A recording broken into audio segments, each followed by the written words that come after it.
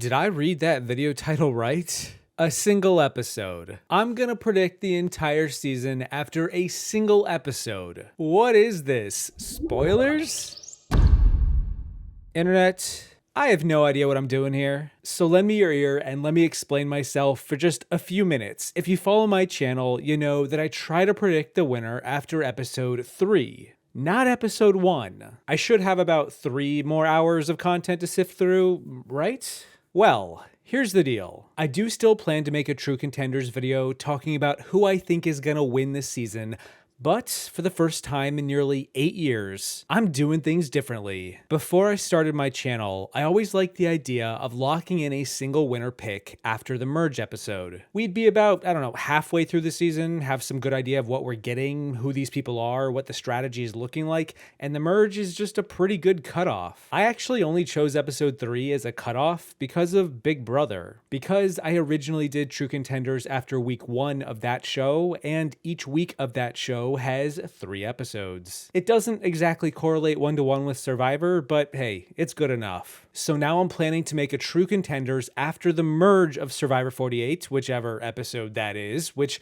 is also amusing because one of my complaints of Survivor 47 was that we didn't have a definitive merge episode. I'll likely go for the mergatory episode, but hey, leave it to Jeff to keep us on our toes. But I still want to talk about Survivor 48. I want to talk about that 2-hour premiere. I want to size these people up and be dead wrong about literally all of them. And I want to look back at the end of the season and say, wow, I had no idea what I was talking about. So here we go. Predicting all of Survivor 48 after a single episode. And no, just for the record, I am not spoiled. I have no idea what's what. But I do have the experience of being an armchair superfan with a microphone, so really, who's got the upper hand here? You're all now here, and from this point forward, every step you take, every action you make will define your journey. Am I going to commit and attack this game, or am I going to hesitate and risk getting left behind? But failure in the pursuit of something amazing,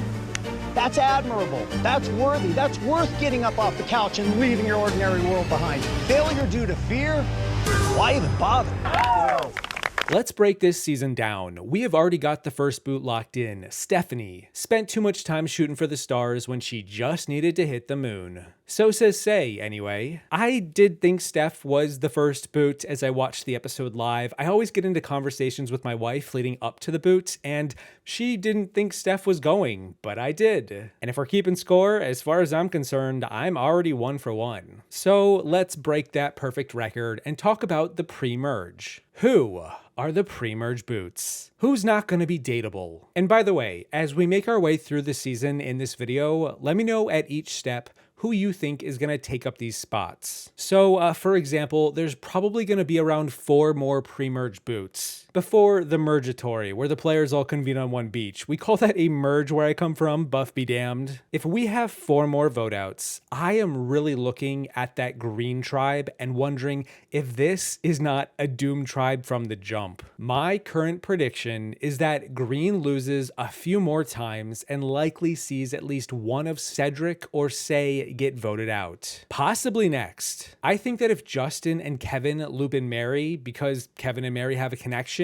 then that's 3 out of 5. That's a majority. And because they know Say as an idol, they will likely target Cedric to get Say to flush her idol. They did also talk about wanting an idol for themselves, and there was a ton of focus on how hard Say was playing, to the point where I'm wondering if she's either gonna flame out early or just go the entire distance and be a huge character for this season. Right now, I think Cedric is in more trouble than it appears, although, I don't know, maybe I'm overthinking it. That being said, if Cedric does go as I am predicting, I think Say also goes before the merge. She is a big character and player, but sometimes you burn too bright, too fast. Now over on the Orange Tribe, we have a pretty clear alliance of 4 with Kyle, Camilla, David, and Chrissy. This isn't as strong of a group by my estimation, and they haven't been to Tribal yet, they haven't been tested, but given they all have a common enemy in Charity who was targeting Kyle, upon which Camilla then took that and ran a bus over Charity repeatedly, it does kind of feel a little too obvious that Charity is a pre-merge boot, right? Is it too cut and dry? Does Charity find an idol? The way I'm looking at it is that either Camilla somehow has this blowback on her, or Charity truly is just screwed. And it's only a matter of when, not if, which is why I am going to be locking Charity in as a pre-merge boot. And then we have the Purple Tribe. I'm calling them the main character tribe of this season so far. Episode 1 fleshed them out in so many ways. We have so many combinations of alliances and loyalties and duos to work with. We've got the Thomas and Bianca duo, who seem pretty strong. We've got the Joe and Eva duo, who seem even stronger, potentially one of the strongest duos out of the gate in Survivor history. And then we've got the California Girls Guys Alliance with Shaheen. They're at a bit of a crossroads, and they're trying to figure out if they should loop Eva or Bianca into the mix, and this might cause rifts going forward. But for now, regardless of that future drama, they are all looking really strong and poised to go the distance. And then we have Star. No, Stephanie, pipe down. Star is the odd woman out of this dynamic, and I don't think it's looking too good for her. Similar to Charity, she's kind of just boxed out of the narrative, where either something drastic happens with the majority alliance turning on themselves or arguing over Eva and Bianca, leaving Star a chance to slip through, or it's a little more predictable. It's kind of annoying because Survivor is rarely predictable, which is great for this video topic, but still. My fifth and final pre-merger, if anyone from Purple is hopping on an early departure,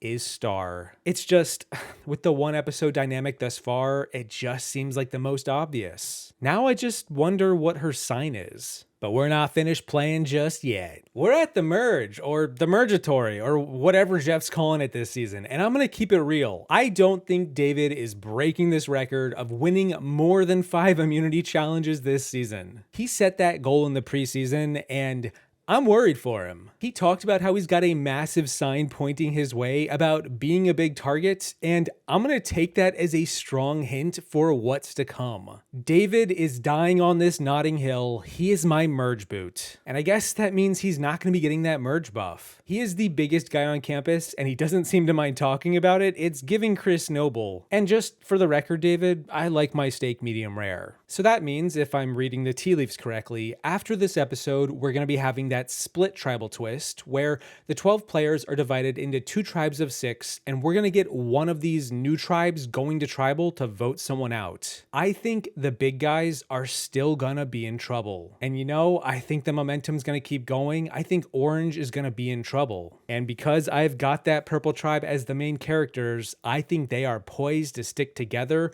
and take a shot at the likes of Kyle. Now, I think Kyle's a good guy. He is a threat. He's exposed with the numbers this low, and the shot is taken. And maybe Kevin feels horrible about it after what happened at the Sweat and Savvy task in the premiere, or maybe they work together and Kevin just doesn't have the numbers to save Kyle. That would be a juicy plot twist, which means we are now at the jury phase of the game. Yeah, I don't think this is going to be much of a reach, but I think we're going to be getting a jury of 8 with a final 3. Out of the 11 players, we have got 5 purple, 3 green, and 3 orange. And now this is where it gets dicey for the Purple tribe. I don't think we're necessarily getting a repeat of Survivor 44 with the Tika 3 just bouncing around and crushing the post-merge. I think green and orange find a way to make it work here, and Shaheen is the first juror of this season and the mayor of Ponderosa. Beard guy, it was nice knowing ya. But then, it gets messy, because Purple is now crippled. They've been weakened. The California girls take their first hit. And you know what? I'm going to contradict what I just said. I think the rest of the 4 Purple players all reach the final 6. Out of this premiere episode, I have gathered that this is a season of duos, and that is going to be my prediction. On the flip side, we've also got Kevin and Justin, another duo, and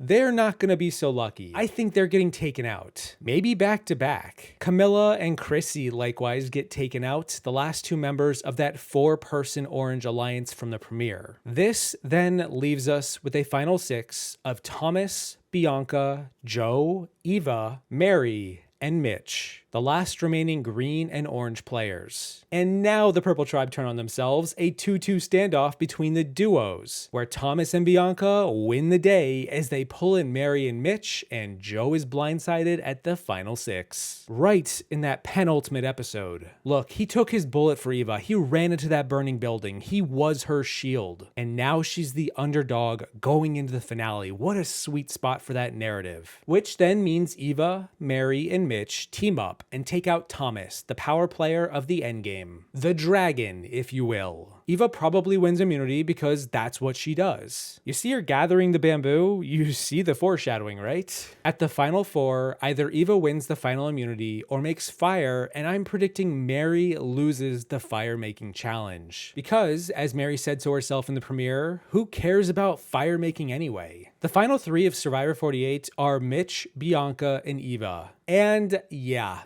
I think Eva is winning this season. It might be a sweep of the jury votes even. And I want to quickly say that before I actually wrote the whole script for this video and started talking about it, I had Thomas penciled in as my rough draft winner pick. But after rewatching the premiere and seeing that scene with Joe and Eva, I can't have her go on to win this season and me not predict it right now. Again, maybe it's too obvious, maybe this is too clean, but maybe that's just how the cookie crumbles. And maybe, just maybe, that's how the entire season of Survivor 48 plays out after I've predicted it after a single episode. Or maybe Eva's the next boot and everything here could not be more wrong. Anyone want to take bets? In the end, let me know what you think about my prediction. And let me know what you think is gonna happen after just a single episode. And like, if you're watching this video after the finale has wrapped up and Cedric was crowned the winner, I don't want to hear it. I see you, and no, I am not embarrassed about it. Either way, a big thank you to my patrons for all your support. Thank you all for watching. I hope you enjoyed this random new video. Don't forget to get your predictions in before episode 2. Otherwise, what are we doing? And I will see you in the next one. Once I say, forget counting the stars. Let's count David's— Fun fact, I have 4 nipples. He has 4 nipples. God is fair. What your favorite movie is, what kind of car you drive, and also how you like your steak cooked. I like my steak typically cooked rare to medium rare. I'm a medium well girl. Big mistake.